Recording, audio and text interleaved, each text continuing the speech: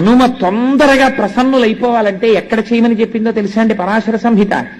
అరటి తోటలోకి వెళ్ళి హనుమ యంత్రం కాని హనుమ బొమ్మ కాని హనుమ అని రాసి కాని మీరు అక్కడ పెట్టి మీరు కాని ఆ రోజున ఉపాసన చేశారా అరటి తోటలో, ప్రత్యక్షమైనటువంటి స్వరూపంతో స్వామి వచ్చి తీసుకుని తీరుతారని భయం ఇచ్చింది సంహిత. అన్నిటికన్నా ఆయన తొందరగా ప్రీతి దేని వల్ల పొందుతారో తెలుసా అండి? అరటి పండుగ. కదలి పూజ అని ప్రత్యేకమైనటువంటి పూజ ఆయనకి. కేవలం అలంకారంతో ఆయన తృప్తి పడిపోతారు.